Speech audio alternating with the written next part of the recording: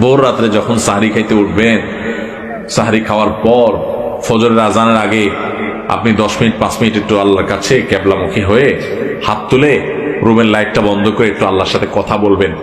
মানুষের সাথে বহুত কথা বলছেন, আল্লাহর সাথে একটু কথা বলে দেখেন। আল্লাহর সাথে কথা বলার স্বাদ আছে ভাই, অনেকে জীবনে একবারও এই স্বাদ পান নাই। একটু কথা বলে দেখেন। ভোর রাতে সাহরি খেতে উঠলে 10টা মিনিট একটু হাত তুলে কথা বলেন। কিভাবে কথা বলবেন?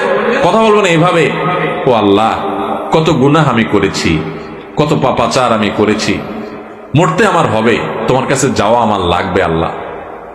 শয়তানের প্ররোচনা করেছি, এই রমজান মাস তুমি কত মানুষকে মাফ করে দাও। নবী করিম সাল্লাল্লাহু আলাইহি ওয়াসাল্লাম বলেছেন, ওয়ালিল্লাহি উতাকাউ মিনান নার ওয়া যালিকা ফি কুল্লি লাইলা। রমজানের প্রত্যেক রাতে আল্লাহ তাআলা অনেক মানুষকে সাধারণ ক্ষমা ঘোষণা করে দেন, যে যাও অমুক অমুক অমুক অমুক, যাও তোমাদেরকে মাফ করে দেওয়া হলো, জাহান্নাম থেকে মুক্ত ঘোষণা করে দেওয়া হলো। আল্লাহ কত মানুষকে আপনি সাধারণ ক্ষমা করে দিবেন। আল্লাহ আপনার সাধারণ ক্ষমা পাওয়ার জন্য কোনো যোগ্যতার দরকার হয় না, আপনি চাইলে যাকে তাকে মাফ করে দিতে পারেন। দুনিয়ার প্রেসিডেন্ট প্রধানমন্ত্রী চাইলে একটা দেশের যাকে তাকে যা খুশি তা দিয়ে দিতে পারে।